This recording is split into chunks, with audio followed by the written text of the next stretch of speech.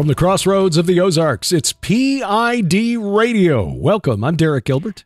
That makes me Sharon Gilbert, and welcome to the barn. We're out here once again. Going to see how well Grace and Glory, the two canines in our household, get along. Yes, leaving them to their own devices for the next hour while you join us. Glory was asleep. We'll see how long that lasts. Yeah, it must be some intentional design by our Lord to make puppies really, really cute at times, because just when you're reaching the end of your tether, it's like, I have things I need to do. I can't keep watching you. Oh, look at her. He's so cute. Oh, look, she just learned how to do this or that. Yeah. Oh. It keeps them alive long enough to learn the lessons they need to learn, keeps us from just killing them. So, you know, Glory. I say that jokingly, of course. We would never harm an animal, never, ever harm an animal. I find it hard to harm anything, but there are some times you have no choice. The spider is coming up ready to bite you. What choice do you have? Some animal, scorpions, things like that. But we've told you the story of Glory. She was literally dumped out of a pickup truck on a 6-lane road in North Springfield. So we are thankful that she is alive. And there are times, where Grace has to tell her, you've overstepped your bounds. Mm-hmm. And Glory shrinks back like, oh, okay, sorry. Glory's only 12 weeks old. 12 weeks old. She's really young. A lot of puppies don't even get, find a new home until they're 12 weeks old. Right. So she's learning the boundaries. But twice now in the last 3 nights, the two of them have wound up falling asleep, snugged up one next to the other. So that's a good sign. That's a really good sign. Well, we've got lots to talk about today. Imagine that.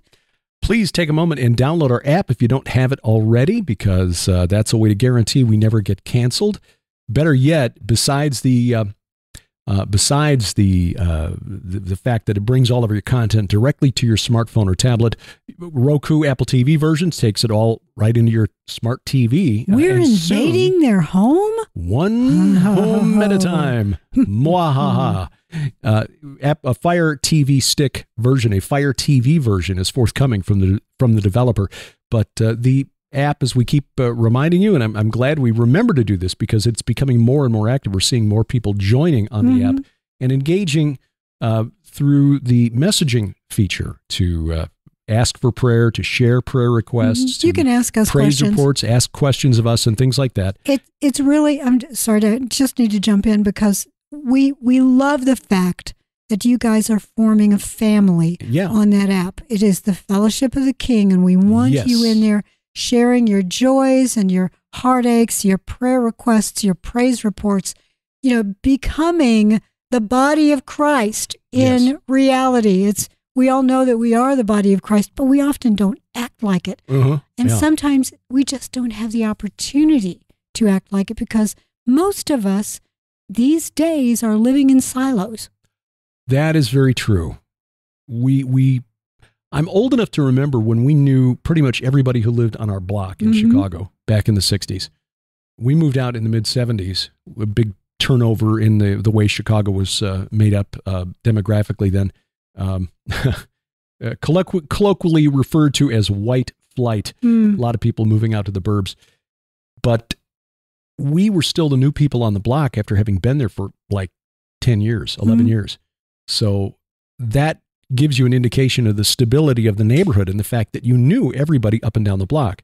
But after we moved out to the burbs, we knew the neighbor on the one side, never really knew the neighbors on the other side, knew the neighbors across the street. And the reason I knew those people is because I went to high school with the kid next door and the kid across the street. I grew up in the country, as you well know, and one of our early homes, we moved several times when I was a kid. One of them was a farm, and even though people were far away, I could tell you almost everybody who lived within a 5 or 10 mile distance as a child. Yeah. When we moved to DuPont, Indiana, which is just north of Madison, Indiana, it's a great little farm town, had maybe 300 people who lived in the town. That included a lot of the farmers. I knew everybody. We seriously all knew each other, so that when a child was out, on a bike or whatever, if you got into trouble, there was a neighbor that came, Sharon, get over here. Come on, honey, I'll help you. get out of the rain. Right. Or is your bike broken down? You okay? Did you fall down? Really, that little town cared for one another the way the body of Christ should be doing. Right. So this tool is a way, our app is a tool that you can use to do that. And while it's not quite the same as having a physical body of believers around you, it is at least better than nothing. And because we do explore some odd topics, you'll at least find other people who share some of your odd interests as well. So. And here's another thing to consider. Derek and I go to several conferences a year, and if perhaps you find yourself able to go to one of these, put out the question on the app. Say, who else is going?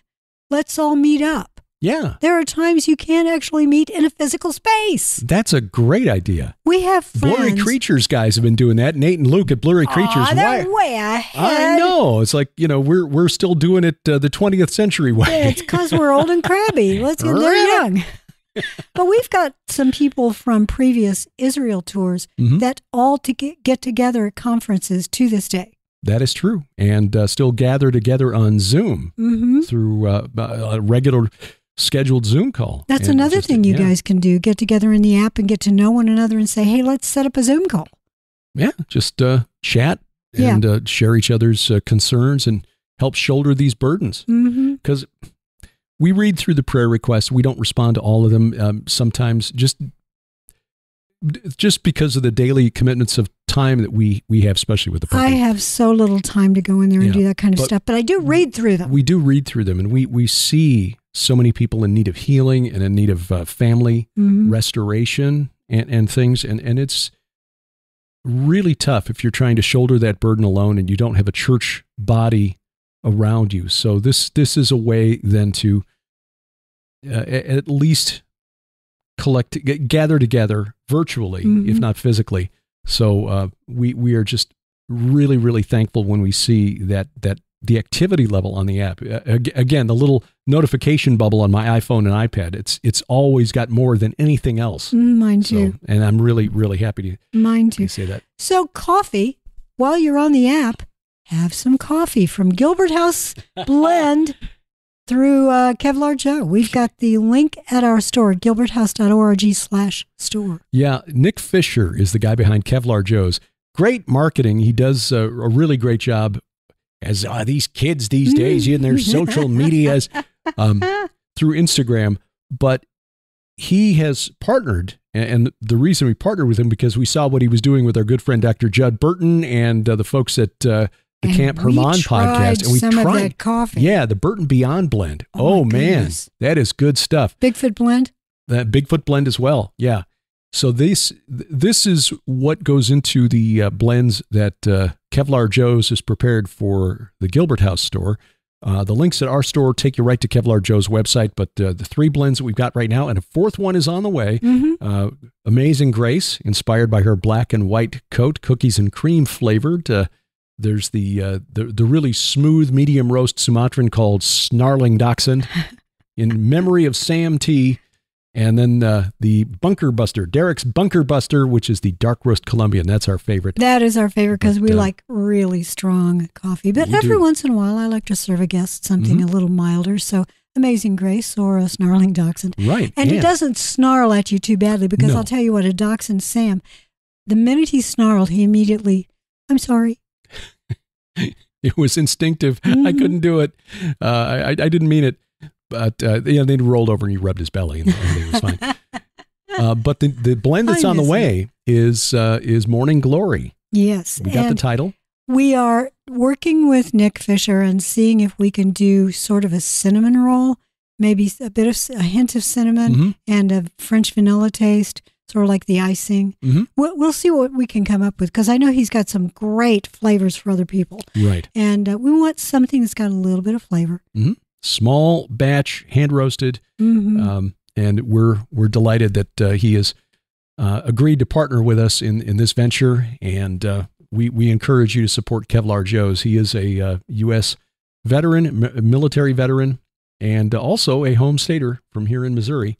It's sort of our adopted home state. I'm from Illinois originally, Sharon from Indiana, and I guess go back one generation. I'm a Hoosier too. Dad was born in Terre Haute. Yeah, I know. But we love Missouri, love living here in the Ozarks, and love supporting Kevlar Joe's. Did you see the story yesterday that came out of the Louisville area, Louisville, Kentucky? No.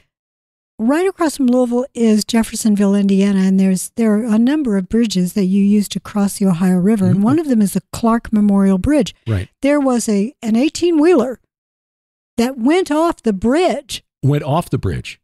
Sort of. Oh. Had a crash into the side of the bridge, into one of those strut areas, and part of the truck was hanging off. He was rescued. If I remember the story correctly. I saw the story yesterday, so I, put a call out for people to pray for this. Yeah. But boy, howdy. How often does that happen? Hopefully not very often. You don't see stories like that very often, and thankfully. I'm sure the bridge will have to be inspected. Probably, yeah. We were in Jeffersonville last year with David Hefner. David, he lives in Jeffersonville, exactly. Right. And he's from Louisville. Yes. He used to play music down in Madison, Indiana when I was in high school. Well, small world indeed. Well, a lot going on. We probably got to touch on Ukraine, Russia, things that are developing there, but also I have to say, did you see that Joe Biden was talking about we've got to get aid into Ukraine, but he meant Gaza. He kept saying Ukraine, but it was about Gaza. Yeah. It's we've got family members who have and are suffering from dementia. Yes. So it's not fun to watch. And it really makes me uncomfortable seeing conservatives who mock and laugh at Joe Biden. It's really elder abuse, what the Democratic Party and what his family is allowing. Jill Biden should be ashamed. I've said that for a couple of years, that Jill Biden should never have allowed her husband. If you were in a state like that, or I were, you would not allow me. I would not allow you. I would say, I'm sorry. Yeah. You would put him out for ridicule. Yeah. Placing extra stress upon him, which is exacerbating the disease. Right. He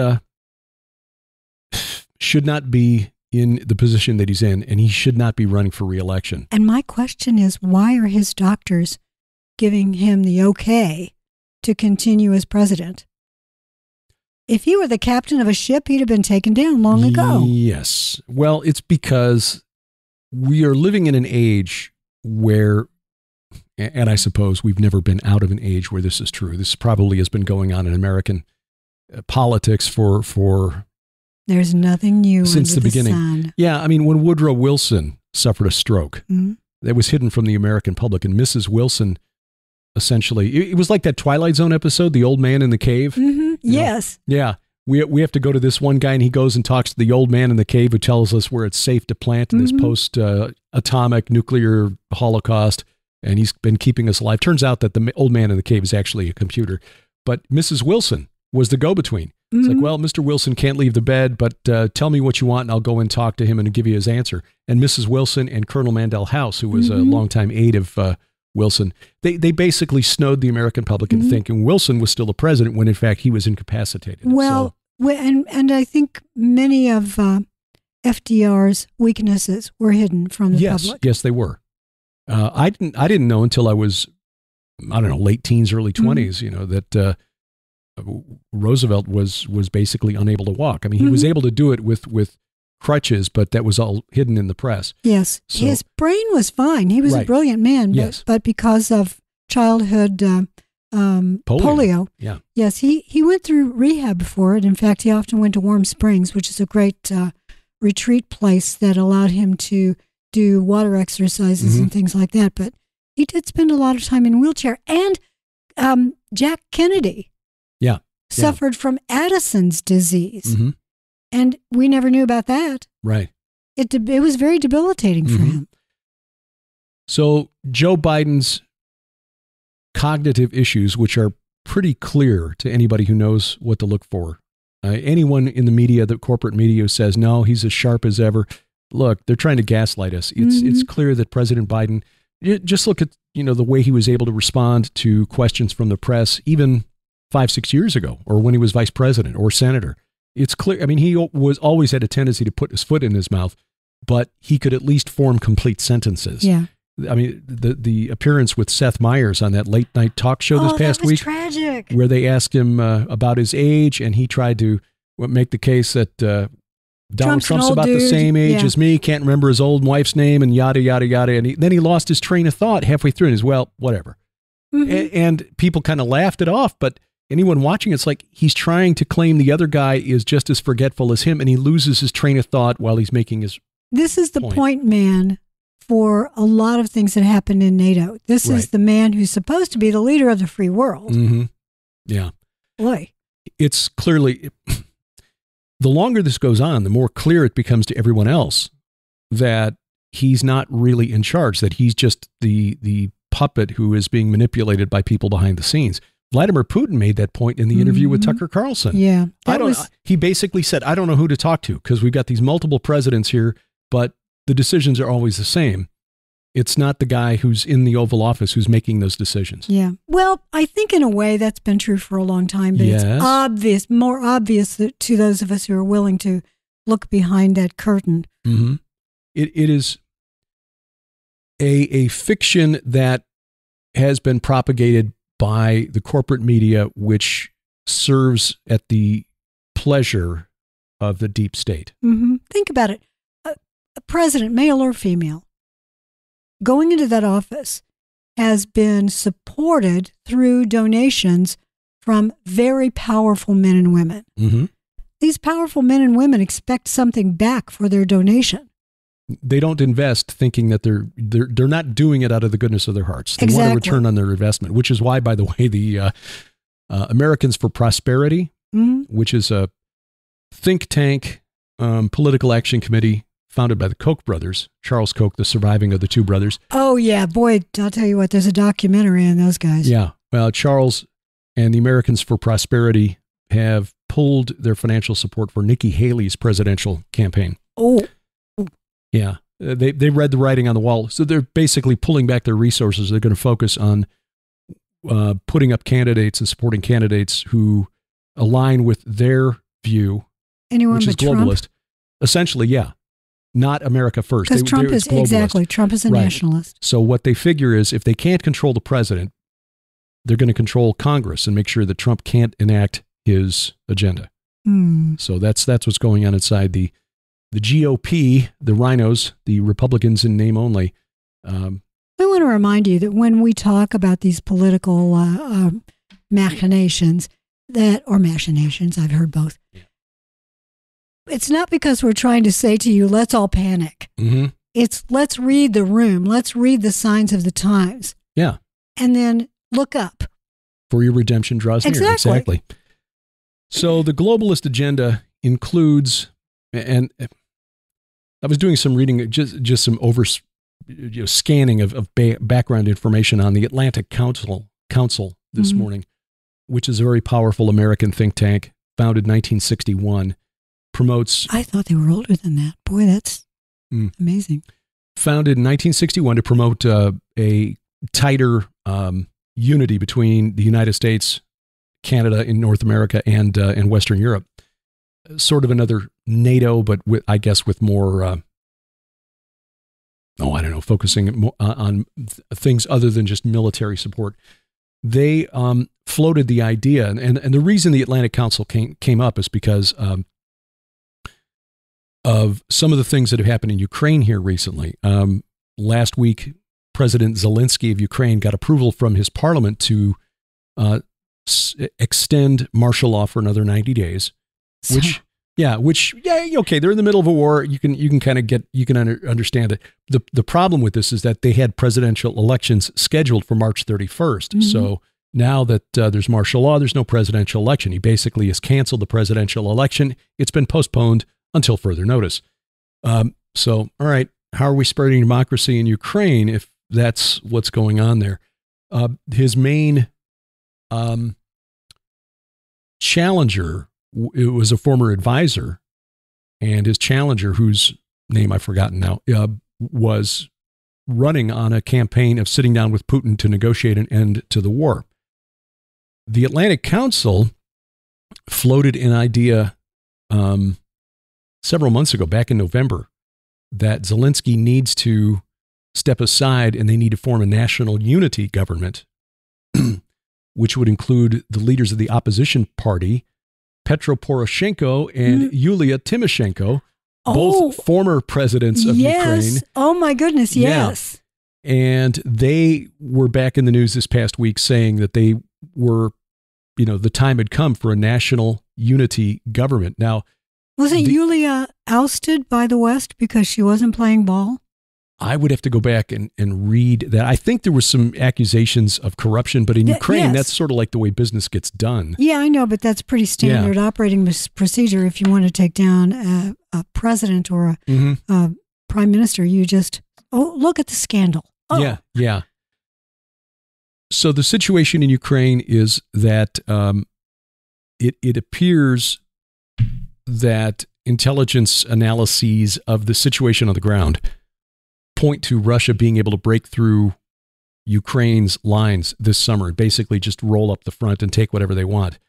There was a story that just came out this week as well, based on Wall Street Journal reporting on documents that it had obtained showing that in April of 2022, so a month into the war, there were proposals floated by both sides, Ukraine and Russia, to end the war. And there were some concessions on the table from the Ukrainian side 2 years ago that would have, that since then have been dismissed as totally unacceptable. We'll never do that. But at the time, they were willing to make concessions in terms of becoming a permanently neutral state, capping the size of their military, the number of tanks and warplanes they could have, and so forth. And according to the Wall Street Journal, apparently Boris Johnson played a role in convincing Zelensky that he should continue to fight. And sadly, what's happened since then is likely hundreds of thousands of people have died. Ukraine has lost more territory. The city of Avdiivka, which was a stronghold in the Donbass that they were holding within 10 miles of Donetsk, which is the capital of that oblast, that has fallen to the Russians. And so now Russia has no need to settle for what was offered to them in April of 2022. They could now demand more or just keep on going. Been looking up Tymoshenko, and she was, I remembered her being part of a color revolution. It was the Orange Revolution. Okay. She was part of that. And then in 2008, and that was back in 2006, wasn't it? It was earlier than that. 04. It was during the George W. Bush administration. Yeah. She, in 2008, decided that she was going to veto legislation that would have limited the president's power. She was president. Right, yeah. And increased the prime minister's power. Okay. That's the kind of thing that went on in Russia all the time. Yeah, if Putin was PM, then the PM was stronger. If he was president, then the president was stronger. It just bounced back and forth. And that allowed him to be in office over and over again. 22 years and counting. Yes, indeed. Well, apparently there was a snap election called because of what she said she was going to veto, and she was out. Okay. Yeah. Well, while all this is going on, sadly, the area called Transnistria in eastern Moldova. Is it Transnistria or Transnistria? Transnistria, yes, is rising up. This is an area that is like the Donbass. It's majority ethnic Russians, to about 220,000 Russian citizens there. And we talked about it 2 years ago, right after the initial invasion, that Putin was probably going to try to take over a swath there along the Crimean. Right.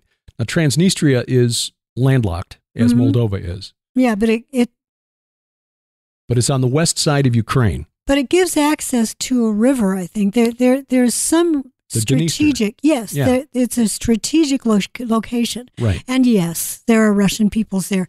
And I think that it's the Transnistria region that just appealed to Putin. Yes, they sent an urgent request to the Russian Federation asking for protection because of Moldova's growing pressure. Now, Moldova, small country wedged in between Romania and Ukraine, is pro-Western. The government there supported by the Biden administration, by the deep state here in the U.S. But the Russian state media, as of Friday, said that, no, actually, this was as of Thursday, so I haven't seen a follow-up to this yet, but the Russian government and the Federation Council, so the Duma, their parliament, and the Federation Council was preparing to respond affirmatively to the request of the Transnistrian government for Russian troops. The Biden administration says it's closely watching the situation. Well, wouldn't it be interesting? Imagine over here if Texas decided to secede and become the Republic of Texas, its entire own entity. Mm-hmm.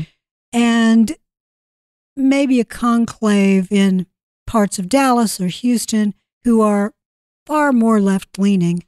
We'll call them wokeists. And the wokeists send an appeal to Washington. Mm-hmm. We need your help. Yeah. We speak wokeism, and no one around us does. We need recognition. We need some sort of...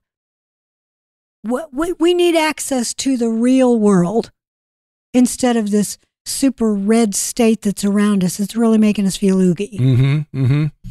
Which, yeah, all you have to do is just watch corporate media for any length of time to see how they feel about rural America. Or imagine, parts of Illinois saying, if Chicago seceded, well, the rest of Illinois would just applaud. Yeah. Yeah. But if there were, really conservative people in Chicago, they might say, we would like access to Texas. Get us out of here. Or access to Southern Illinois. Well, that's actually a plausible scenario. Mm-hmm. I mean, we would like to think that it's not, but you could actually see something like that happening here in Missouri if we wanted to, draw a comparison. St. Louis and Kansas City proper, the cities themselves are very liberal. Columbia, also. Right. So you've got these pockets, whereas the rest of the state is very, very conservative. Southern Illinois is very conservative, very much pro-Trump, pro-liberty, anti-deep state. But yeah, you could see a pocket like that appealing to Washington if a state decided we're just not going to enforce these federal laws with which we disagree.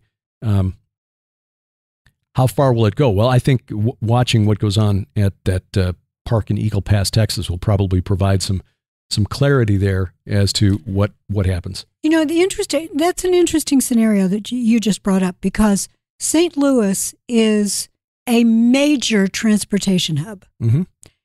It controls access across the Mississippi. Mm-hmm. Kansas City has, is it the Missouri that goes through Kansas City? Yeah. They have a certain amount of control. Mm-hmm. So Kansas itself is also pretty conservative, with pockets of, more left-leaning in the metro area. St. Louis could go to Illinois, but that meant Illinois, Southern Illinois, which is far more conservative, would then control access. It's a strange thing, because there's no part of this country that is 100% one direction, one political agenda. Right. The exceptions might be those pockets where you're getting dense Somali, almost a tribal atmosphere. Yeah, and areas like Hamtramck, Michigan, or Dearborn, Michigan, that are Islamic. So, yeah. I can see this nation starting to crumble in the next couple of decades. I think you could make a case that areas like LA, Chicago, New York are also tribal, based on which gangs control which neighborhoods. Mm-hmm. I mean, Mondo de la Vega has talked about that. Certain neighborhoods you couldn't go to. Even when my dad was a kid, though, growing up in the near north side of Chicago, mostly Anglo and Irish Poles in the neighborhood. So basically, people of European descent. But even there, it was kind of tribal. You had a certain area radius within your neighborhood that it was safe for you to go into. But if you went into another neighborhood, the kids over there might beat you up just because you're not from their block.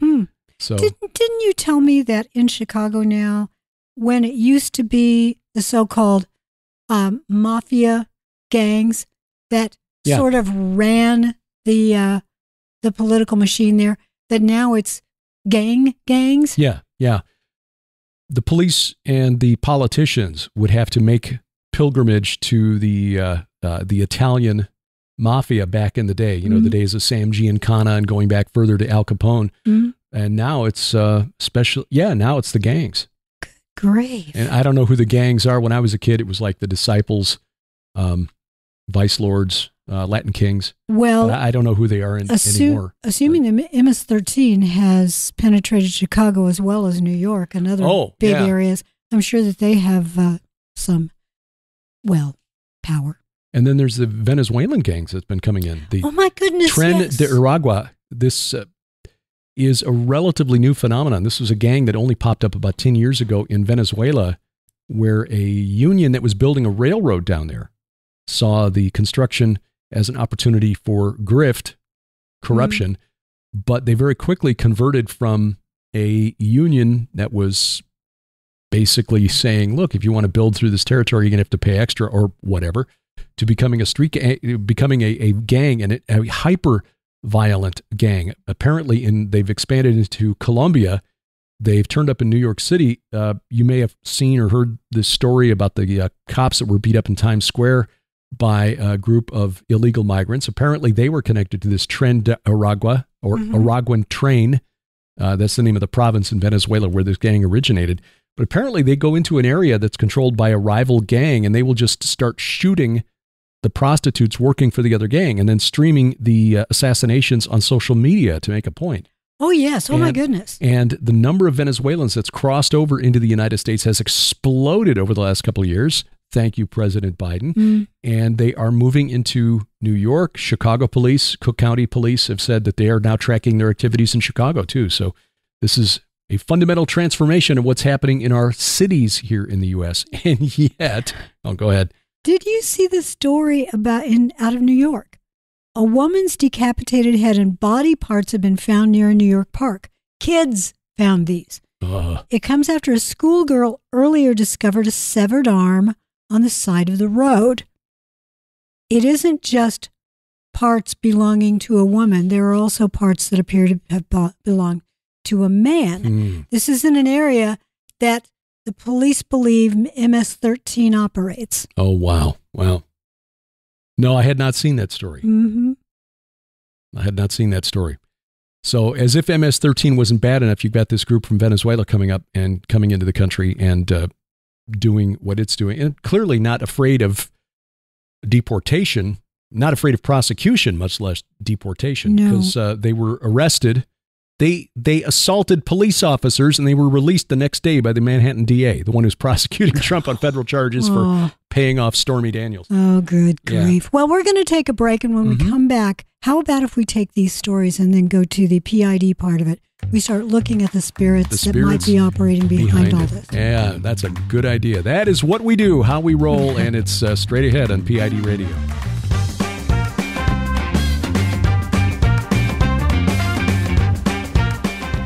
It's a new month, and we have a new special at the Gilbert House online store. We have a crazy, crazy deal on all of our DVDs. They are, regardless of the retail price, they are 75% off. We keep hearing from the kids these days that everything is going to streaming video, that DVDs are old school. Oh, not for us. No, we are old school. And besides, we don't trust the internet will always be there. So take advantage of this special offer. Everything from our travel-ogumentaries.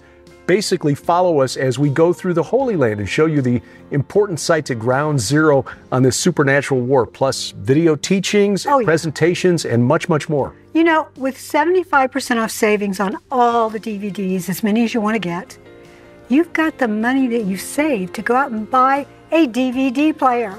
That's it. Take advantage of it now online only at the Gilbert House store, gilberthouse.org/store. And thank you for your prayers and support.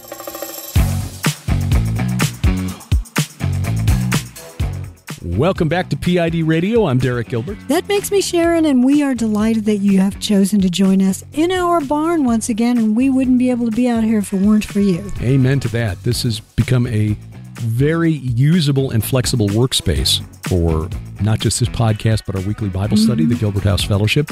5 and 10, which we produce for Skywatch TV, is on that side of the barn. Video editing station back over there, and the Unraveling Revelation set there. And soon, the shipping office will be moved over into that corner. I know, I'm excited about that. Get one more. It's a very small bedroom, but it's going to become my office.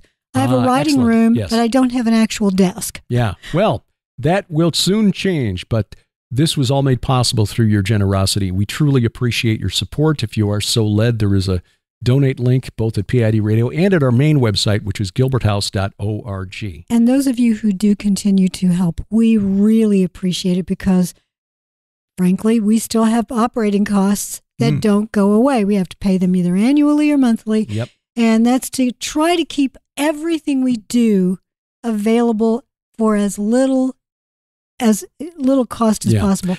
Our podcasts are all free. You know, the app is free. We sell a few things in our store, but we're trying to discount those. By the way, in April and May, we're going to have a discount on some books. So hang in there.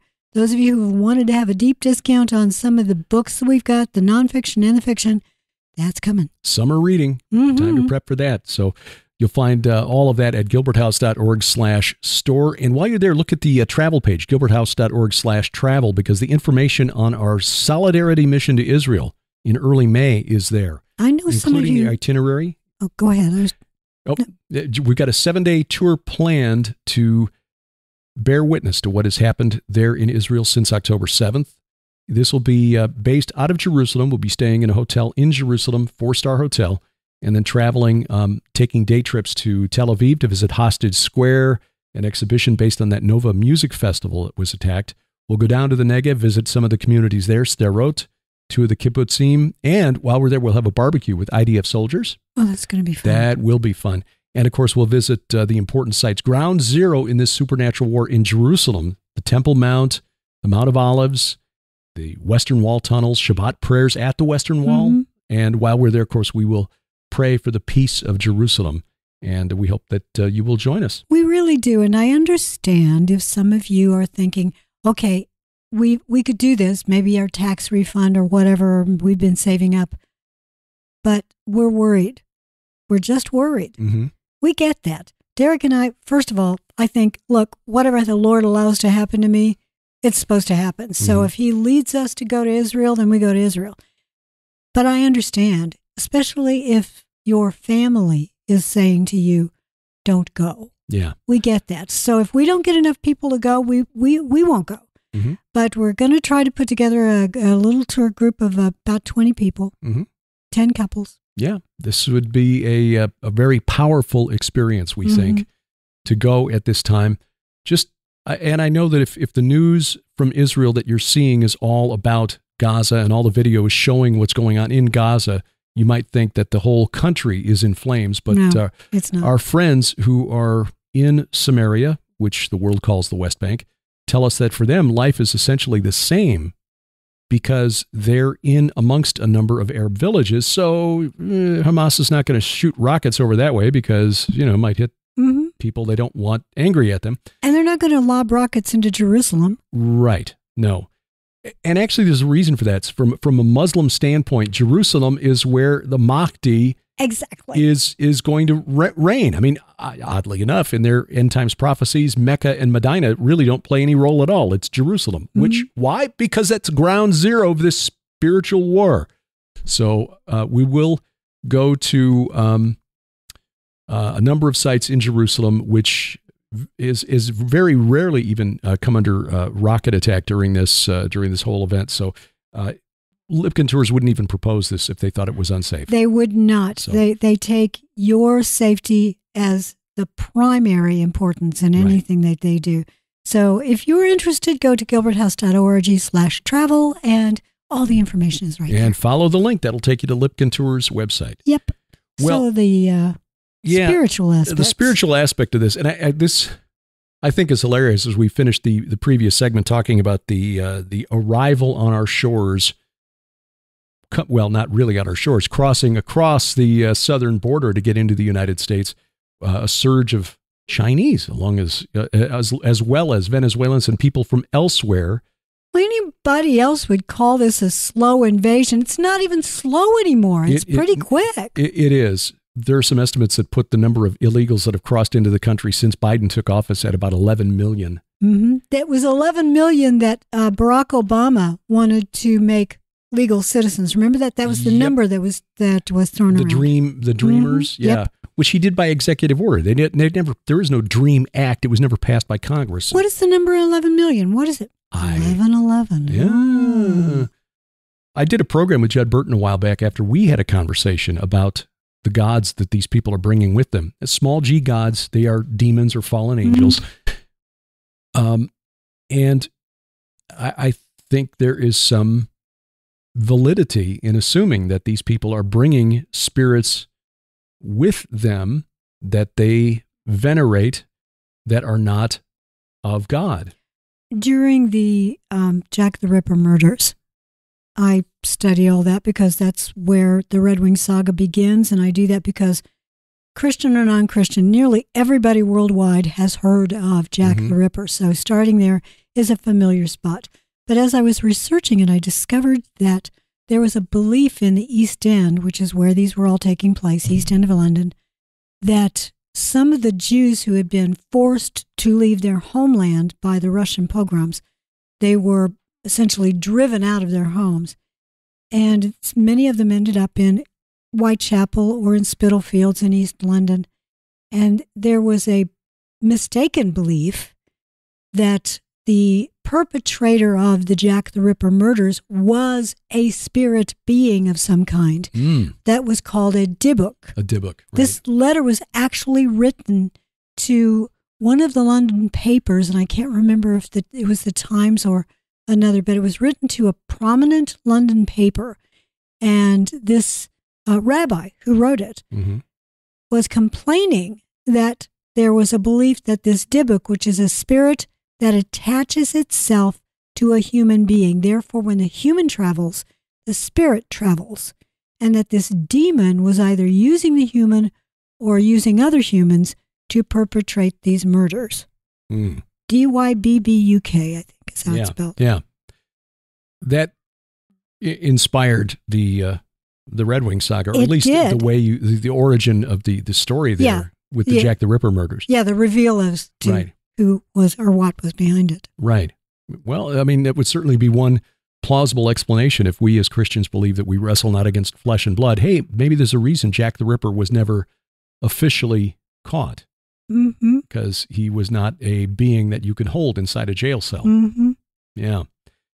Well, this is revealing, or it is manifesting in some rather disturbing ways here in the country, as we're seeing, for example, in the state of Illinois, a bill has been proposed there that would prosecute parents who refuse to consent to, and I'm going to put this in air quotes now, gender-affirming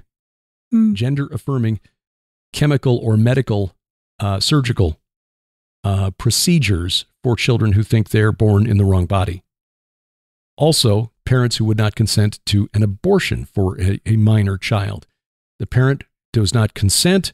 The child can let somebody at the school counselor know, or somebody, and the parents can be prosecuted for child abuse.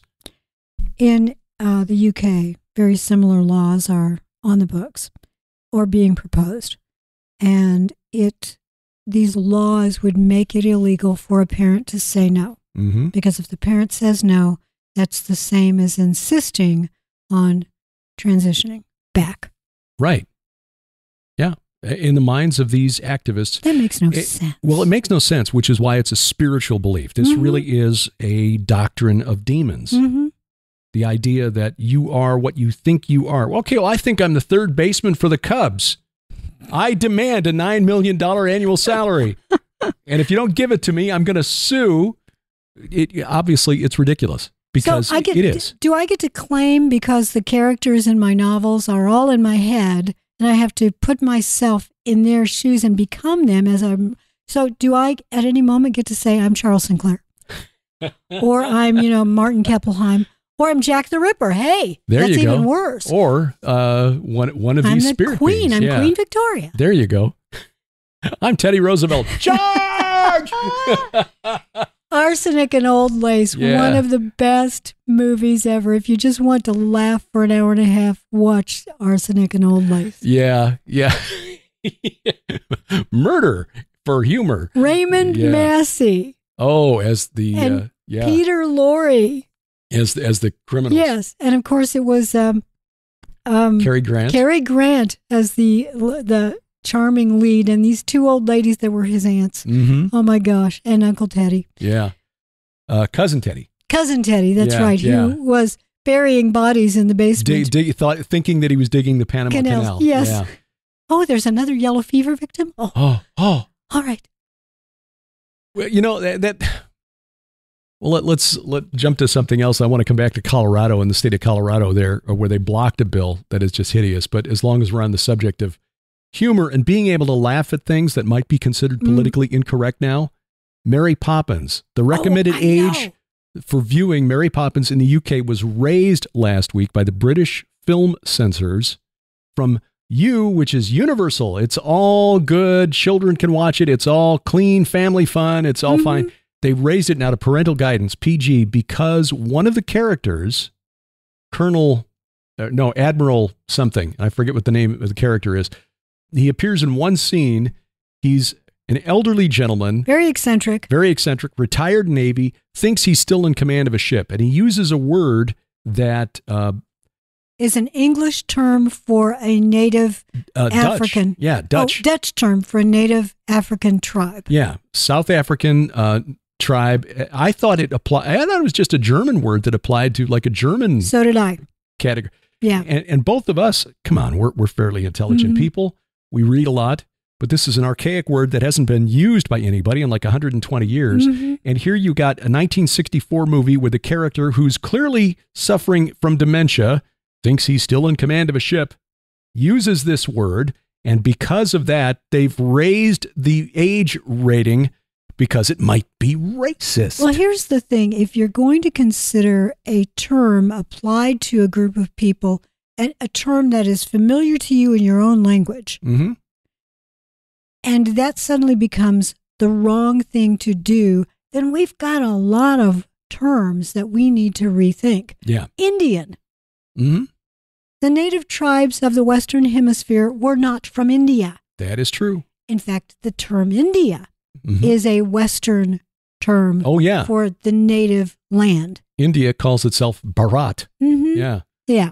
What's ironic is that I don't know many Native Americans, but those few who I do know don't seem offended by the term Indian. No. They weren't offended by the Washington Redskins either. Are kind of disappointed when it changed. Yeah, the logo was based on one of our Blackfeet ancestors, and now they've erased him. Oh. Yeah, way to go, wokeists. The wokerati.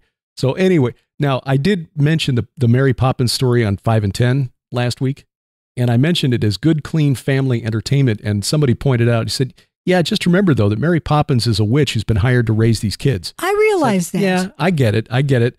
So it is ironic that that's not offensive. The fact that Mary Poppins is basically using, Tolkien and C.S. Lewis used the supernatural in their stories, which were allegories for the Christian faith. Mary Poppins, not a Christian allegory, but still clean family. You can go and laugh. You can go and laugh at it. And clearly Admiral, what's his name, was not meant to be taken seriously. No. But because nobody in the movie said, hey, that's offensive, the movie gets a warning slapped on it, essentially. Oh, I know. There's so many crazy things. But you're right. But there are many offensive terms that are applied to people who are not in protected classes, and that's all fine. That's all fine. And that, I think, that's the point I wanted to make, that this is all intended to divide us and keep us at each other's throats. It is. Well, for example, when I moved to St. Louis, I'm from Indiana. I'm an Indiana Hoosier. Right. But the term Hoosier in St. Louis meant white trash. Yes. And I had, just sort of accepted it. I moved to St. Louis in 89. And by the time we met in 97, to me, it was just part of the local lexicon. Ah, what a Hoosier. Yep. Yeah. I will raise my hand and say I'm proud to be poor white trash, because that's how I was raised. My parents had no money. They were from Eastern Kentucky. We just had no money. Yeah. But why do you get to use a pejorative against a group of people that have no recourse but to live the way they do? Because there's no money, there are no jobs, and in some cases there are no schools. Mm-hmm. My mother had a 3rd grade education. Yeah.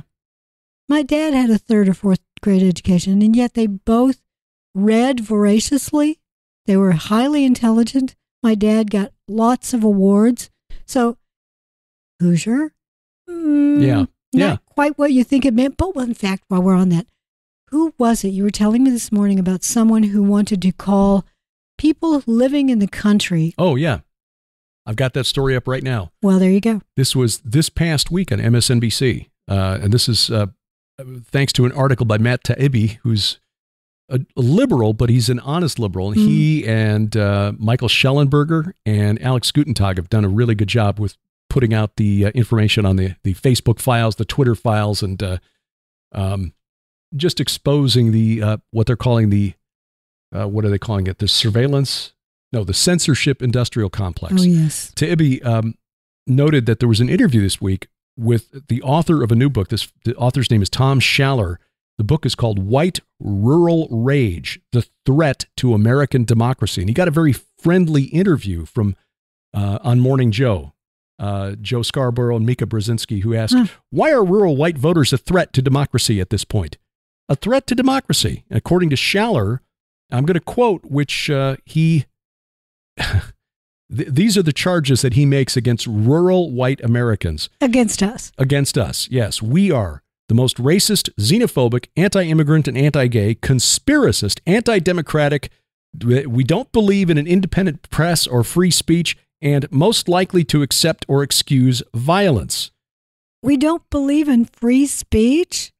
The irony here, of course, is that it's the liberals in American society, really the Western world, who are arguing that because we are such a threat to democracy, that social media needs to be censored, that our online communications need to be censored and controlled. We're seeing this also coming from UNICEF. UNESCO. The United Nations Educational, Scientific, Cultural Organization. Fan of either one of those. And the World Health Organization. Well, watch UNESCO decide that they're going to call something in parts of Missouri in the rural area, well, this is a World Heritage Site. Because it allows us to control it. Right. Oh, look, the Ozarks. World Heritage Site. Yeah, this is this is how they view us in rural America, and it's because when you look at the electoral map broken down by county in 2016 and 2020, the counties that voted for Trump are predominantly white, rural, Christian, and at least identifying as Christian. I think it's the Christian part that really, spiritually speaking, that really just, it's like a red flag to a bull. Oh, look, I vote Republican. Yeah. And along with this, Taibbi reports that Paul Krugman, he's a Nobel Prize winning economist, or only the Lord knows why. He's a Keynesian, so he believes in, more print more money. Perpetual motion money machine. Yeah, spent a good bit of his time on his in his column last year for the New York Times telling us ignorant middle Americans that our negative feelings about the economy are false, that Bidenomics is working very well. And so it's glad I wasn't drinking some coffee at that moment. Yeah. Small towns in America have been devastated by globalism and technological change. Manufacturing is what is left of it has been sent over to China. And the people here in rural America who are upset about this just need to shut up, learn to code, and move to a city, apparently. Well, again, shut up and let the hooks do their work. Yeah, exactly. So the bottom line, though, is that this is the kind of anger that they want to keep stirred up between small town Americans and the coastal elites here in the U.S. to keep us fighting with each other and ignoring the fact that there are operators working behind the scenes for the deep state for their own benefit. And part of what keeps them in power and keeps us from rising up with torches and pitchforks is because we're fighting each other. It is because ethnos is going to fight against ethnos, tribe against tribe, nation against nation. That's what is actually meant there. It's ethnos against ethnos. We're seeing a lot of that, not just here in the United States, but also in the UK, which is another source for news that I use a lot. Just today, I saw a story about Muslim men who got together and just beat the tar out of a young Irish gentleman, a boy, someone who's under 18. There's a video of it. I'm not sure who said, I'll do a video of this extremely violent act and post it to the internet, but I won't help. This is the love of many growing cold. But we are living in prophetic times, and we're seeing it manifesting on our streets. We are. And it's so fast. And just I want to end with this. You and I are in the process of, especially you, in the process of finishing the Gates of Hell manuscript. And if you're wondering, as soon as this is finished, yes, I'm going to take a few days off, and then I'm going to start writing again in the world of Red Wing Saga. And I'm going to try to finish the revamp of the John Thundercloud novel that I promised a couple of years ago. It's called Angel Falls, and Jeffrey Martis has already given me a beautiful cover. I just need to do some tweaking on that. That should take me about a month. So yes, those things are coming, and you're writing follow-up to The God Conspiracy. So we're doing our best as we clean up from a puppy and try to deal with, what this puppy is chewing everything in the house. Yeah. Hey, why is my foot wet all of a sudden? Yeah. But those think that she's only 12 weeks old. We're trying to do that. The Lord has called us to have these dogs for some reason. So we are rejoicing in that new experience. It truly is wonderful. Again, the moments of joy at watching the two of them. Okay, we're tired now. We're going to snuggle up next to each other. I just imagine Grace, like the Dread Pirate Roberts, most likely kill you in the morning, but she actually does love that little kid. Yeah. But getting back to the idea of writing the manuscript for The Gates of Hell, which, if you're wondering, will be available the end of this year. You have come across a lot of connections to something that happened in 2020. We had the lockdown. We all know that. But a conjunction happened in December of 2020, and that somehow has just sped things up at ludicrous speed. Yeah. It's almost like we've been shifting gears. Like 2012, something shifted. And it wasn't the Mayan apocalypse, at least not in the way we were, the way it was portrayed. It's a spiritual shifting, a new paradigm that we're in. And 2020, December of 2020 really changed things. And I believe, as did Tom Horn, because he talked about this a lot. Josh Peck has talked about it. Ken Johnson has talked about it a lot.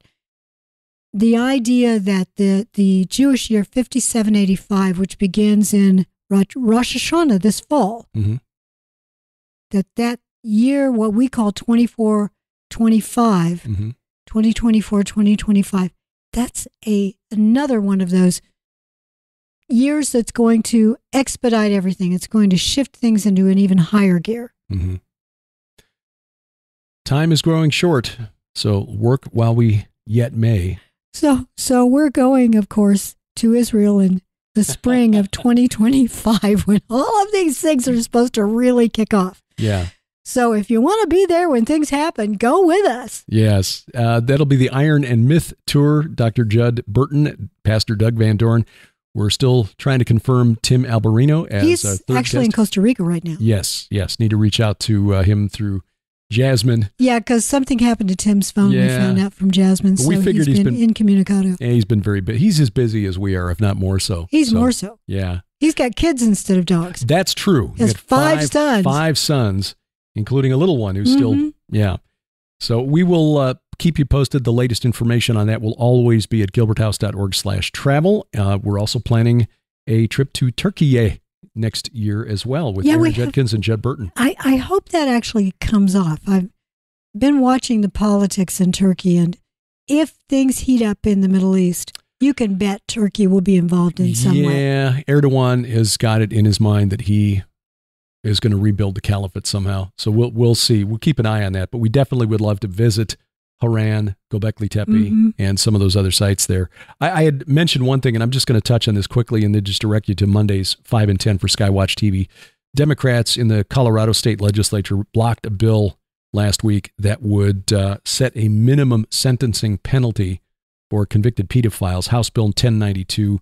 Democrats on a committee voted along party lines, 8-3. The 8 Democrats voting against 3 Republicans to kill the bill, which is really disturbing. I mean, you've got Republican states like Florida now approving the death penalty for people who sexually abuse children. In Colorado, apparently the justification is that some of those people who are committing this abuse have themselves been abused, so they're victims too. Well, yeah, but they still need to be removed from society. But yeah. I'll talk about that on Monday. Bottom line is they need Jesus. I mean, seriously. It is a spiritual evil that is demonic, literally demonic. And I think it goes back to the desire by the entity called Shemiyaza, who led that rebellion, created their own children. It seems to me that for millennia, humans have been conned by this entity and his demonic minions, demonic offspring, that to get revenge on humanity by convincing us to sacrifice our children just as his children were eliminated in the flood of Noah. You know, if you want to know more about that idea, Derek's book, The Second Coming of Saturn, really covers that topic so well. And you have a DVD where you sort of take everybody through it in 13 sort of episodes. Right. And 13 was not selected because it's some, secret number. No, it's because that's 1/4 of a year. So if you're looking for a Bible study for 13 weeks to cover 1/4 of the year, there you go. 13 20-minute chunks breaking down by bullet point the main points of the book. The book goes deeper into the research, I think 500 footnotes or something. Oh my gosh. So you win the footnote battle. Oh, got to try to keep up with the late Dr. Mike Heiser. Yeah, exactly. And Tom Horn. So, he does it too. Well, we're going to try to get lots of footnotes in the Gates of Hell. And we will probably be producing a DVD to go along with that too, don't you think? Yeah. That's one of the things we want to do more of here in the barn.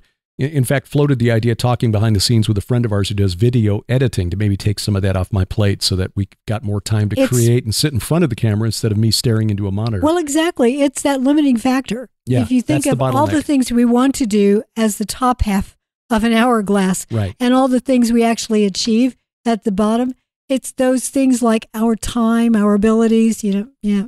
We're coming up you and I'd do 10 shows a week if we could. Yeah. Well, we almost do as it is. I mean, 5 and 10s, 2 podcasts, 3 podcasts, and Unraveling Revelation. So it's 9 a week. So yeah, just one more to get to 10. Yeah, lots and lots of content. We're taking. Now I'm really tired. Thanks a lot. Good thing we moved the old Nespresso out here to the barn. Yeah. Well, tomorrow night on A View from the Bunker, tomorrow morning, by the way, our weekly Bible study, the Gilbert House Fellowship. Please join us for that. We go through the Bible verse by verse in chronological order. Still planning to get our trip through the New Testament transferred over to the app under a separate section. So, because it's at the rate we're going, it's going to be a couple more years before we get to the New Testament again. Tomorrow night on A View from the Bunker, Mondo de la Vega talks about his new book, My Crazy Life. Oh, how wonderful. Yeah. I love him so much. I just really, seriously, his story is... Yeah.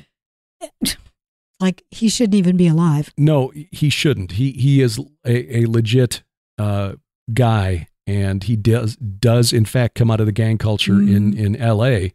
And in the early chapters of the book, he basically recounts how he went from growing up in Guatemala to, at the age of 6, 7, moving to Los Angeles and falling in with the gangs. No father. No father. Right. Yeah. Yeah, and how he finally reconnected with his father eventually. Yeah, I'm glad to hear that. Yeah. It's a good story. It was, it's really jaw-dropping. It's a great book. It really is. It's easy to read, but it's very powerful. My Crazy Life, is that My Crazy Life. If God can save a gangster out of the ghetto of Los Angeles, there's nobody beyond his reach. So that's tomorrow night on A View from the Bunker. So until next time, I'm Derek Gilbert. I'm Sharon Gilbert. Bye-bye, everybody. PID Radio is produced by Gilbert House and released under Creative Commons Attribution Non-Commercial No Derivatives 4.0 International License. Follow us online, Twitter @PID Radio or the PID Radio page at Facebook. Join us each week for our online Bible study, the Gilbert House Fellowship, online at gilberthouse.org.